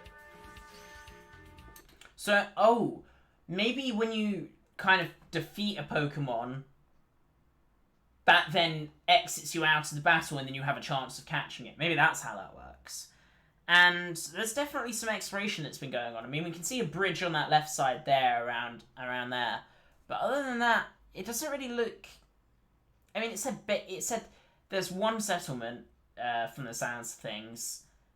That's what you're using as your base, so almost as if you're going to be building it up. That's what it sounds like to me. It's almost like a base builder, but as in when you complete certain objectives, that's when the base builds itself up. Now for the mythical Pokemon that graces the game's title and story, Arceus. According to legend, Arceus shaped all there is in this world. But how is this Pokemon connected to your journey? And then they just leave that as an open question. The answer to this question and more await.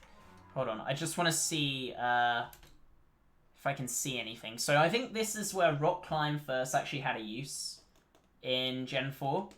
And it looks like we can see some slopes over on the right-hand side where you'd be able to use Rock Climb. So maybe HMs are a thing in this game. The answer to this question and more await you in this exciting new action RPG. It's going a bit fast. I'm trying to catch all the details. More await you in this exciting new action RPG adventure. Wait, action RPG?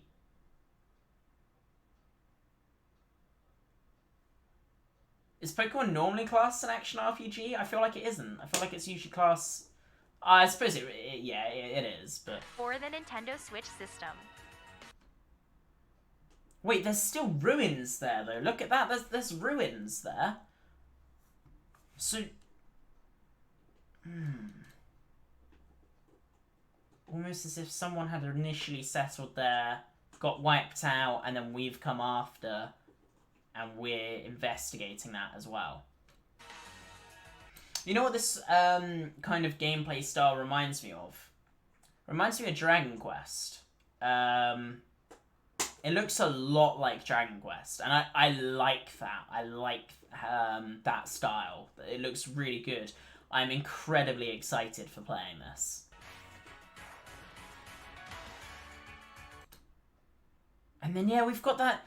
over in the distance, we've got that massive splashing about. But surely if this is in the past, it can't be Red Gyarados. I was thinking Dragon Quest 2. Yeah, it does look very like Dragon Quest. I'm onto this point. So, can that be Red Gyarados? In which case, surely we're not going to be able to catch it because the Red Gyarados is in the future too. How's that going to work? Sorry, I should really put this down. I play with it too much. I don't know. Didn't mean to pause it there. Hand slipped.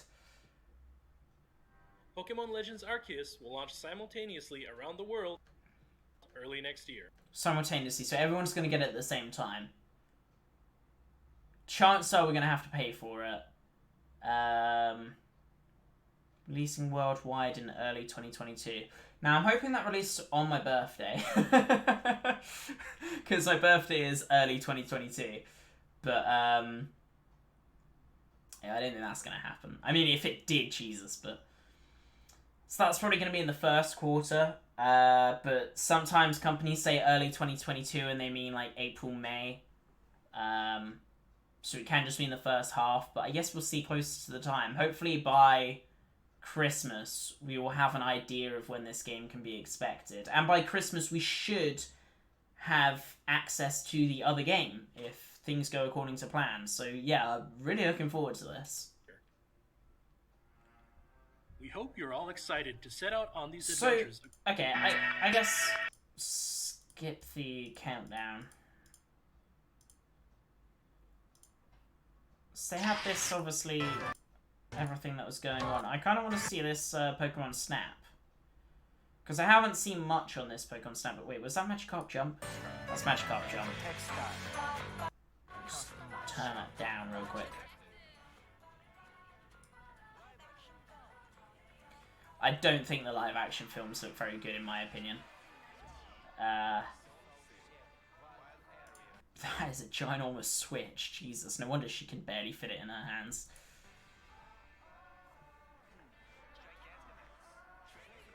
See, I've always said Gigantamax, not Gigantamax, but that makes a lot more sense, you know?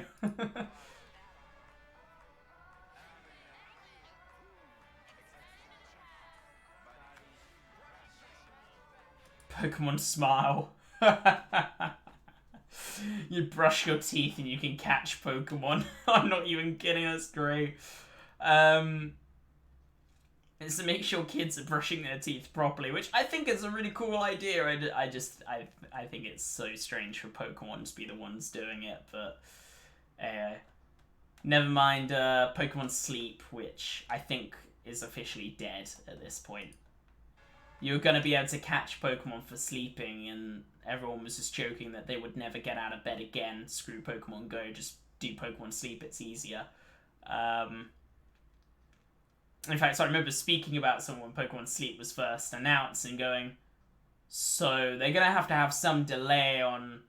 They're going to have a cap on how long you're allowed to sleep for and catch Pokemon, and they're going to have a delay between, you know, when you can wake up and go back to sleep as well, kind of thing, so that then you're not oversleeping and sleeping all the time just to catch Pokemon. I think they probably just realized how terrible an idea that was because of how many different ways people could abuse it. Because they'd also have to have a time detection system to make sure people weren't setting back their system times and just going straight back to sleep. I think it was meant to be a mobile app too, so like people could just not sleep and get Pokemon Sleep working. Would it be a case of it plugs into your local time zone and then you don't touch your phone for that long? But then, yeah, there's just so many ways that people could have abused it. BlueStacks, everything like that. So I think they just decided Pokemon Sleep was not going to work. There were too many ways that it could be abused and that they're just not going to make that.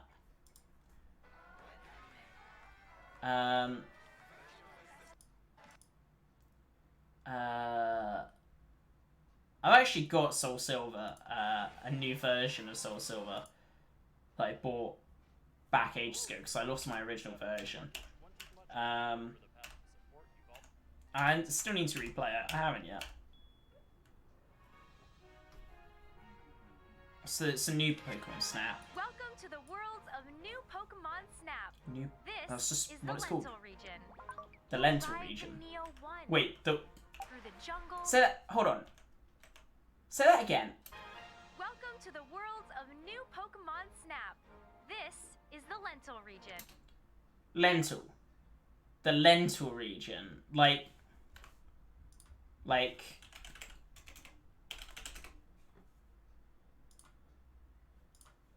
lentils. the Lental region. Literally like lentils. What? I think they're starting to run out of ideas. You'll ride the Neo 1. The Through Neo the 1. jungle, across the desert, and even under the sea. to research That's pretty cool. Pokemon in their natural habitats. Multiple environments And you of can course, you ride in. won't be alone. Professor Mirror, who's doing research in the Lentil region, and research team members Rita and Phil are there to support you. Rita and So Phil. you're in What is good that hands. badge? Now then, let's get that research started.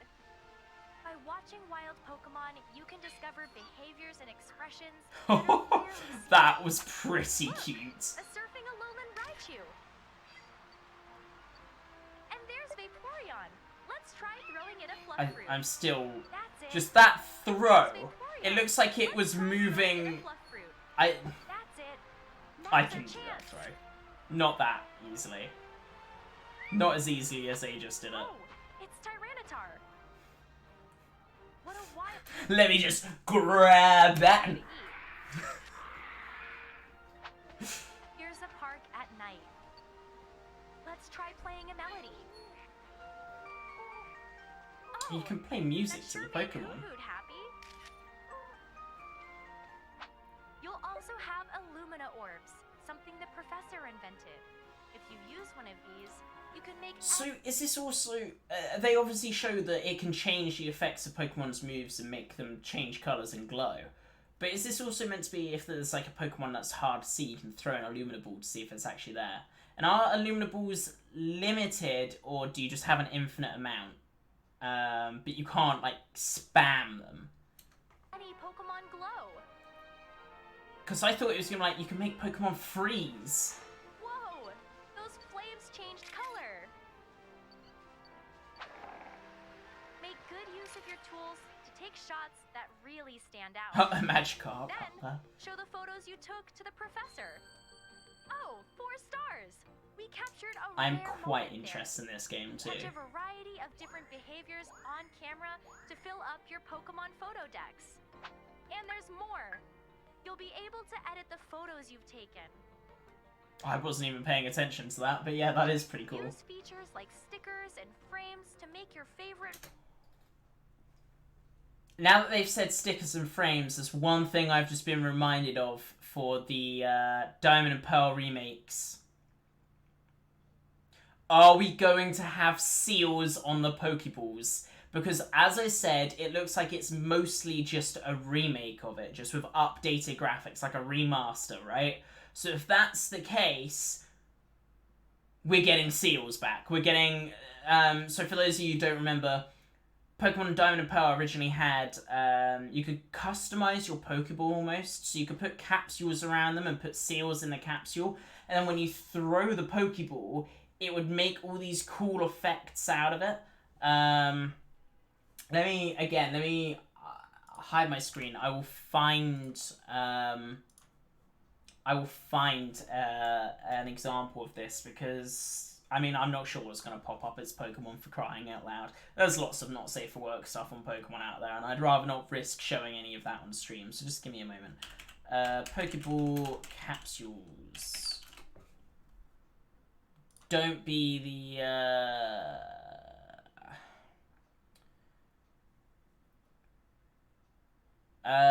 so this is quite a memey image, but this showcases what you could do with them.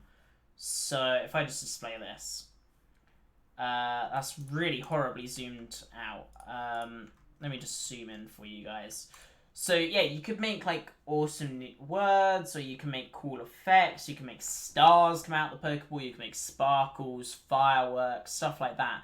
It was really cool. So when you throw a Pokeball, instead of just being the normal Pokeball animation where it'd pop open and there'd be a little spark and then your Pokemon would pop out, you could customize it, which is really cool. And, I mean, as the post says right there by whoever this person is, at Comic Fire, I guess, on, oh god, it's iFunny. Yeah, ball capsules were an amazing feature, and they do need to come back, because, I mean, that's just, yeah, that's great. Now I can go back to sleep in peace, knowing there'll be a Diamond and Pearl remake. Shout out to Ataku Jindesu for that post, that's pretty good. So, yeah. Photos even more special. And I'm sure you'll want to show off your best photos, right? We know that feeling well. When you want to do that, it's time to go online. You can share your favorite photos. I'm glad they added that feature too. It would be pretty poor without that feature. Well, not pretty poor, sorry. It'd still be a great game, but it would be a missed opportunity is what I should have said if they hadn't had an online feature for this. So it makes sense that they do. And you can award medals. I wonder if these are... You're obviously only going to be able to award one medal per photo, but... You know, do you have an unlimited amount of medals, or do you have to earn them? I mean, you probably have an unlimited amount. That's silly of me to ask. It's going to be like a like button, you know? And check out photos from around the world. And if your photo becomes popular, it might even be featured and get more attention. Seeing something like that may inspire you. Social media at its finest right there. If it gets attention, it might get more attention. And if it gets more attention, it might get even more attention. You've got to be good in order to get good, right? You to go back and take even more photos. We're getting closer to the start of your adventure. Unexplored islands and plenty of Pokemon await in the Lentil region. So make sure you're prepared. Megadium. Whoa! Is that the mythical Pokemon Celebi? I didn't really pay attention to this. I was too busy talking, I think, at the time. I didn't realise Celebi was going to be in the game. Get ready. The Lentil region is waiting for you. It's pretty cool. Oh! Wow, it's available next month. It's available the 30th of April. Sorry, not next month. I was assuming it was March. It's still 2 days of February left. I should know this. My birthday was this month. So it's available at the end of April, which is pretty cool. That's not too far away, and I'm looking forward to it. Wonder how much it's going to cost. Pre-order's available now, they say. So, I can quickly find out. So just give me a moment. I'll hide the screen again. And I will quickly find out the Nintendo eShop. Yeah, that's not how I spell eShop. Oh, hold on. Pokemon Legends Arceus, Pokemon Brilliant Diamond, and Pokemon Shining Pearl. Register your interest to be the first to hear from us. All 3 games will be available exclusively on the Nintendo Switch. So there's that. And then, I understand why they kept this back, though, because this just wouldn't have hit the same if it was in Nintendo Direct. So let me see. View all games. If I search Pokemon Snap. Is it not available? Oh, yeah, the new Pokemon Snap. Here we go. So you can register your interest. It says arrives 30th of April. It doesn't say anything more than that, though. So it does say pre-orders are available. It said pre-orders are available right now, but it seems that might be taking a little bit of time to go up. But let's have a look at the other 2, so what they've got here. So it looks like they have just snipped... here we go. Is this a new video that... If I go to... Actually, this is a good point. So if I quickly go to the official Pokemon YouTube channel, have they uploaded videos? Yes, they have. So they've uploaded... let's have a look at these. So if I bring up my screen again, let's have a look at these. So they've got some new stuff as well. So they've uploaded a bunch of things this hour, including some snapshots. I'm not sure if this is just the videos broken down or if this is some new stuff that we haven't seen yet. So here we go. We'll just go through these.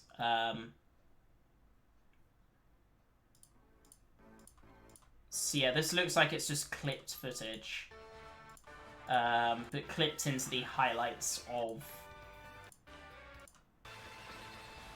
Yeah, so that's Brilliant Diamond, Shining Pearl. It does just look like it's clipped down.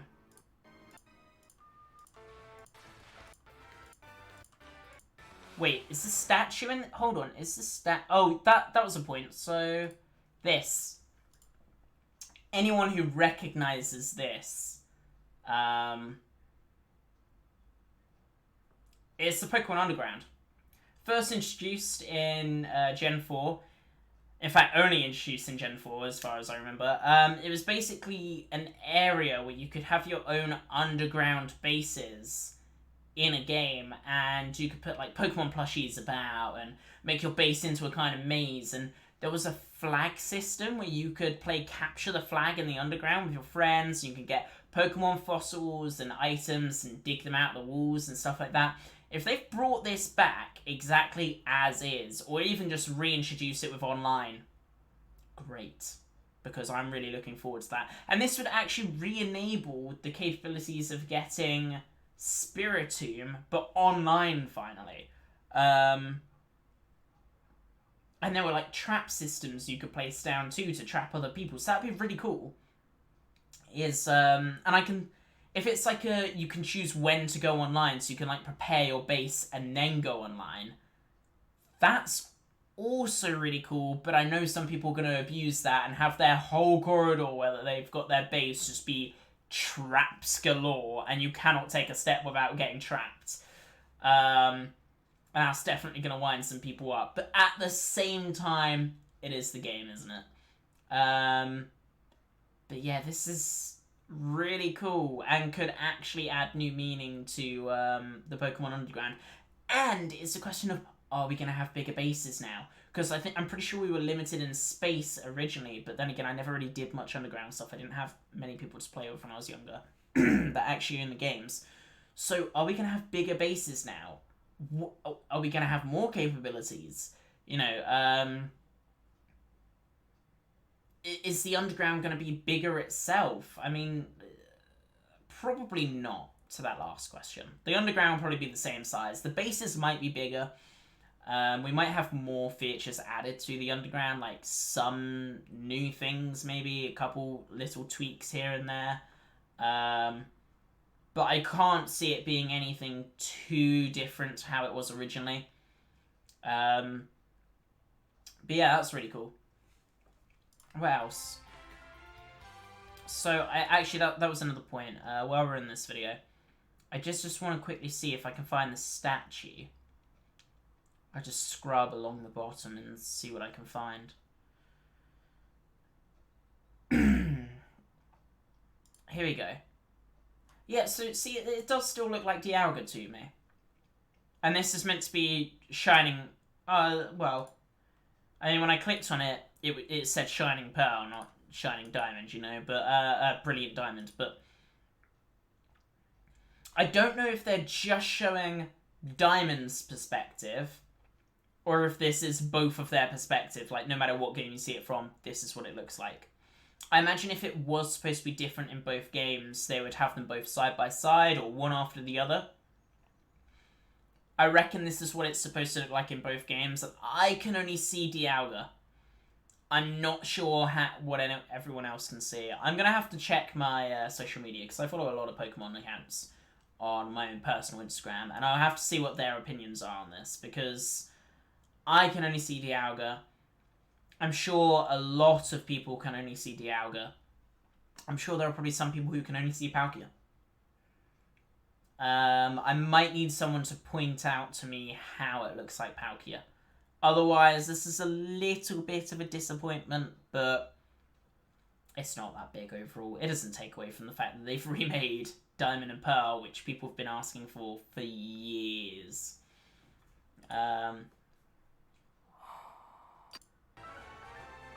So yeah, what else is there?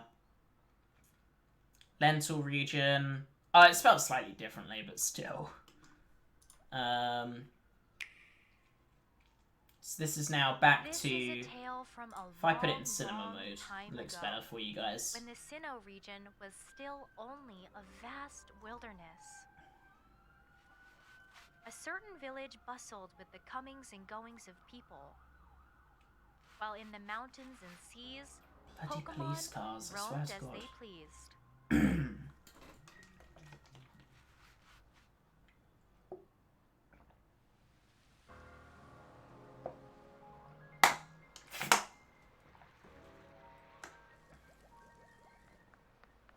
The game looks fine until you get any kind of flying Pokemon. I think that's when it starts stuttering. Or Pokemon that bounce, it stutters. They're stuttering here with all the grass, though. They're gonna have to make it so you can change the settings. Will this be able to be played on PC at all? Obviously, it's announced for Nintendo Switch, but... See, it does look like they're going to need to do some adjusting of those graphics. Look at Chingling. Chingling's just kind of stuttering along like...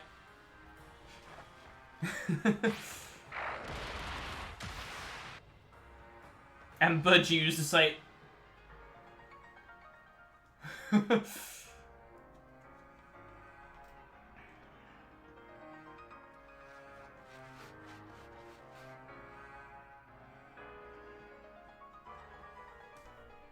Yeah, so I think... I'm not sure any of this content is new. I think it is just all clipped, but... Sinnoh region, as they... Oh, I didn't even notice the Bronzor in the background as well.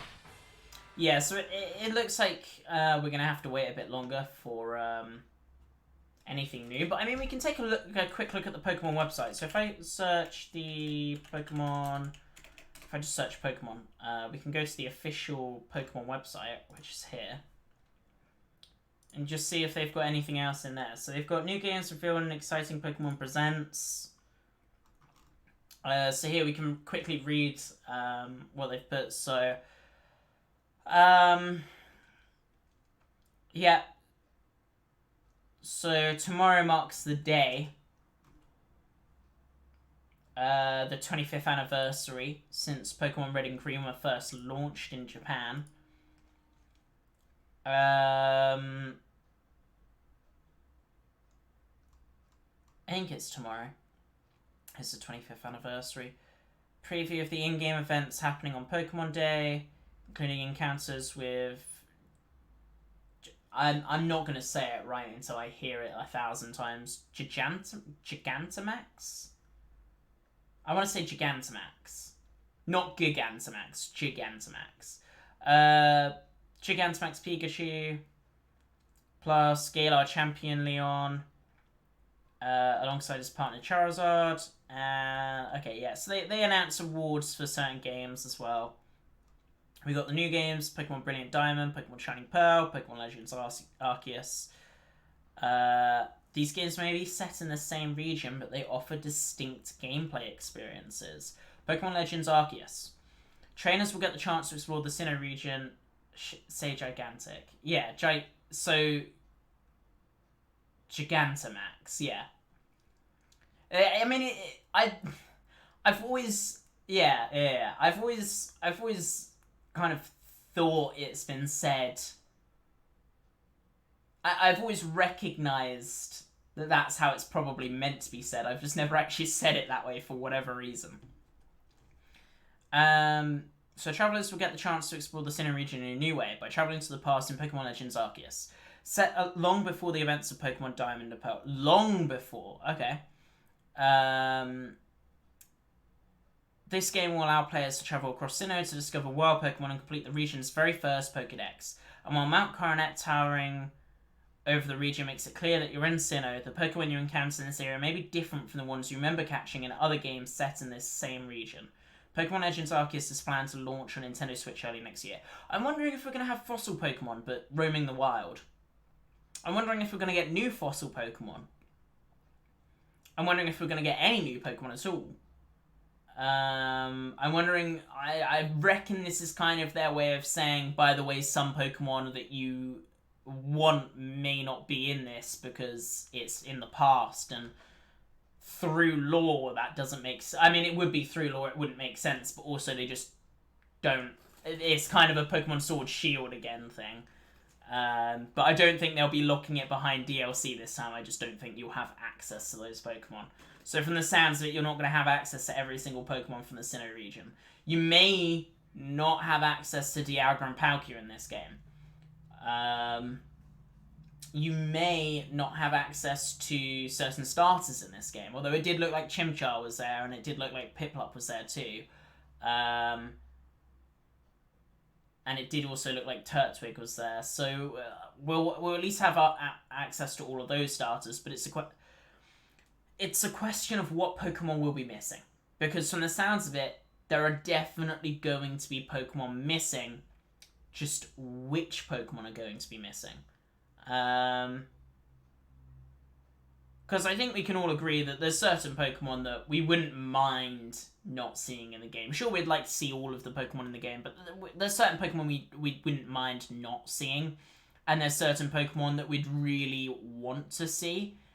And I think they're clever enough to make sure to include all the Pokemon we want to see, but if it doesn't make sense lore-wise, I'm sure they'd rather pick Pokemon that fit in with the lore of the time than Pokemon that we like. So, consider that. But definitely we'll be getting more information over this, especially over this coming week, I think. And later on this year too, we'll be getting more information on this. So just make sure to stay tuned to the Pokemon social media and the website if you're interested in any of these games. I know I certainly am. So Brilliant Diamond and Pokemon Shining Pearl. Smaller, just one paragraph.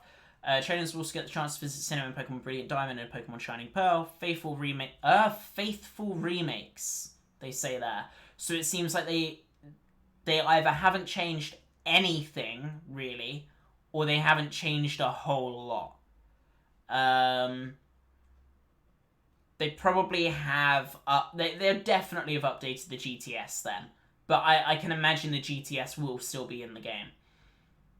Other than that, I think pretty much everything's going to be the same, just with updated online capabilities and updated graphics. But even still with the updated graphics, it's more like a hybrid of the original Pokemon Diamond and Pearl mix of, say, like, X and Y. That's what it looks like to me. So it's still got the same...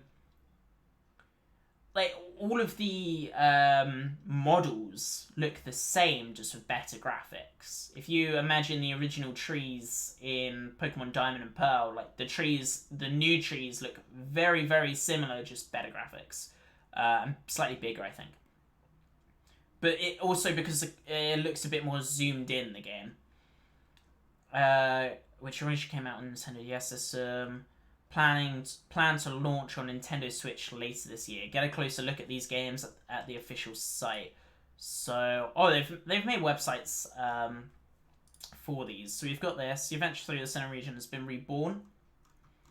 That's probably just the same video we saw earlier. Yeah, it is. So here we see games will take place in the Sinnoh region, rich in nature, and with Mount Coronet towering at its heart. Sinnoh is a land of many myths passed down through the ages. You'll visit many different locations in the Sinnoh region while striving to become the champion of the Pokemon League. So, yeah, definitely what we've already seen before, but with far better graphics. The original story has been faithfully reproduced, and the sense of scale in the original towns and routes has been carefully preserved. People who play Pokemon Diamond and Pokemon Pearl can revisit familiar places and relive familiar scenes once more. For those setting out through Sinnoh for the first time, plenty of new encounters and surprises await. These remakes include easy-to-understand, player-friendly conveniences of the modern Pokemon series, plus up-close and personal Pokemon battle scenes. Okay. New Tinder idea. Upload all my photos upside down so girls turn their phone to look at them. Obviously realise I'm ugly and swipe left out, of course. That's now actually right. Bing, bang, boom, match. That is a very good idea if you're struggling on Tinder. Although I'm sure a lot of girls won't even go to the effort of turning your phone upside down. So, it'll work. Sure, it'll probably get you a couple more matches, but I mean, it's also probably going to get you less matches from the people who would normally match you. It might be a bit of you get the exact same amount of matches, but it's different people matching you. Who knows? But yeah, I think that idea could work. Whether you play a Pokemon Diamond or Pokemon Pearl back in the day, or encountering these games for the first time, there's something for everyone to enjoy. You'll choose Turtwig, Chimchar, or Piplup to be your first partner Pokemon, and then set off on your journey. So it just explains about the starter Pokemon, but anyone who's played the games knows about the starter Pokemon. Basically, you get tortoise, monkey, penguin. That's it. That's it. Funnily enough, they made the tortoise grass, and the monkey fire, which actually, the tortoise, I mean, you'd expect would be water, but fair enough, the penguin's water. The monkey you'd kind of expect to be grass, but then I guess if you're taking it as humans, they created fire. It works. Just actually, no, you wouldn't expect a tortoise to be water because it's a tortoise. Tortoises live on land. So yeah, no, they made it work. Legendary Pokemon Dialga and Pokemon Brilliant Diamond, or Palkia and Pokemon Shining Pearl. Discover the Pokemon Legends Arceus game and all new Sinnoh Adventure. Okay, so we'll head over to that one now. Honors past Pokemon games' core gameplay while infusing new action and RPG elements. So they don't consider themselves an action RPG yet, and they're considering this game to have action RPG elements. You need to catch, survey, and research. Okay, so catch, watch, research wild Pokemon in a long-gone era of the Sinnoh region to create and complete the region's first Pokédex. You can observe them to learn their behaviour, then carefully sneak up, aim your Pokeball, and let fly. Interesting. You can also have your ally Pokemon battle wild Pokemon that you hope to catch. Just throw the Pokeball holding your ally Pokemon near a wild Pokemon, and you'll seamlessly enter battle and command your Pokemon by choosing from moves it knows. This is everything that a lot of Pokemon fans has dreamed of since the day they first played Pokemon. It's something I've dreamed of for a very long time, and I am very, very, very excited to be playing a game like this soon. I just hope they smooth everything out, because it does still look like it's quite harsh on the resources of the system. We brought to Sinnoh region the setting for the Pokemon Diamond and Pokemon Pearl games. The story unfolds in a long-gone era, before ideas such as being a Pokemon trainer or having a Pokemon League even existed. So we know there's no Elite Four. We know there's no Elite Four, we know there's no Champion, and we know that they're not called Pokemon Trainers. So what are they called? Are they called Pokemon Warriors, Researchers, Ninjas? Like, what are they going to be called? Pokemon Samurai? No, we don't know, but I guess we'll be finding out soon. Or if they're even called or anything, if they're just known as being part of that settlement, and, you know, they're just a specific part of that settlement. All around you'll find Pokemon living wild in harsh environments that make for a Sinnoh unlike the region you may remember from the days of the Pokemon Diamond and Pokemon Pearl games.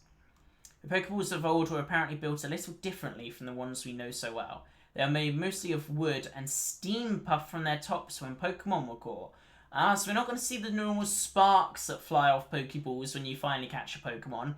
We're going to see steam instead, almost like it's a pressure chamber. That's very interesting. And this might give a little bit more insight into how Pokeballs work. Because as far as we're aware with the current Pokeballs, it's based on light, right? It transfers Pokemon, like, information. But if this is based on steam now, quite clearly it's compressing the Pokemon. So being inside a Pokeball must really hurt. That's just a thought. Meet your first partner Pokemon. So then we've got a mixture of the generations here, which is quite cool. We don't know what Pokemon Professor. I mean, if it's in the long past, it's not going to be any Pokemon Professor we've met before. Are they going to follow the naming scheme of trees? We can only hope so. Are we going to have villains in this game? Like an actual, like, Team Rocket or something? Because, I mean, would that make sense? If it's only one settlement, then surely not. But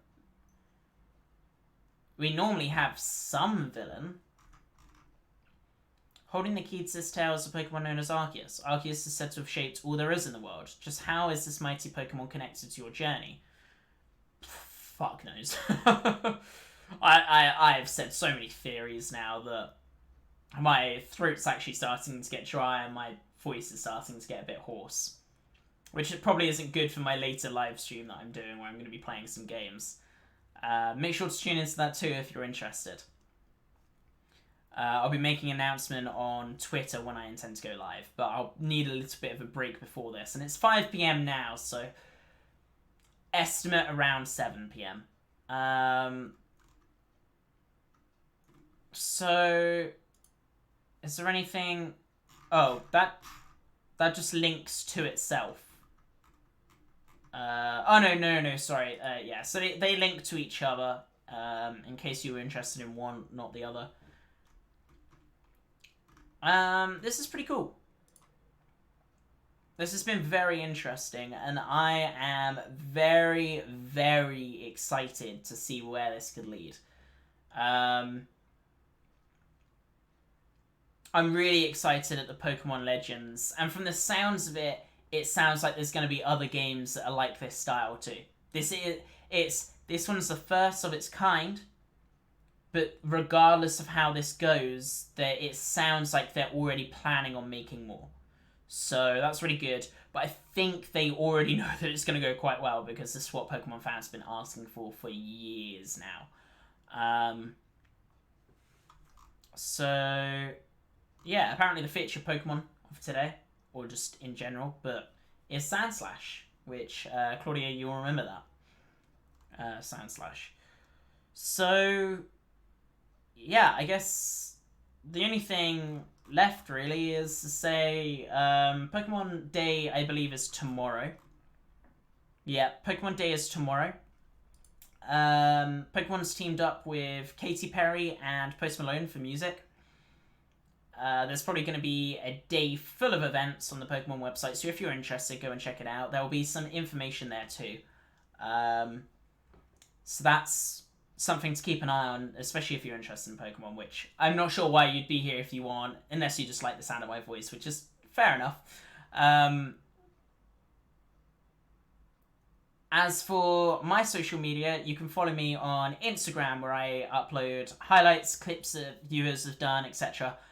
My Twitter, where I upload information and tweets basically saying when I'm going to go live, what I'm doing at the moment, stuff like that. I've got, obviously, my Twitch itself. If you drop me a follow, I'd really appreciate that, if you're not already. I've also got, you can check all my social media in my About section, and I've got a YouTube channel which should now have 2 videos up. I don't think I've actually checked if I have 2 videos up. Let's quickly see. Yeah, so I've got 2 videos up currently. The second one doesn't have any views yet. No, it will. This is just a recap of the stream we did on Sunday. So it's the highlights of Claudia trying to name Pokemon. Check out my YouTube channel if you're interested. Give it a subscribe. And other than that, I have to say thank you all very much for sticking around for this stream. I really appreciate it. Thank you, everyone who got involved. That's Claudia, Arij, and the legendary guy. Even though it wasn't Pokemon related, thank you for the message regardless. It gave me something to comment on. If you're interested, drop a follow. Check out my social media. And otherwise, I will be streaming something later. I haven't decided what yet. I kind of need a break. But thank you all so much for coming, and I will talk to you later, and I will stream something else later. So thank you very much. Bye-bye.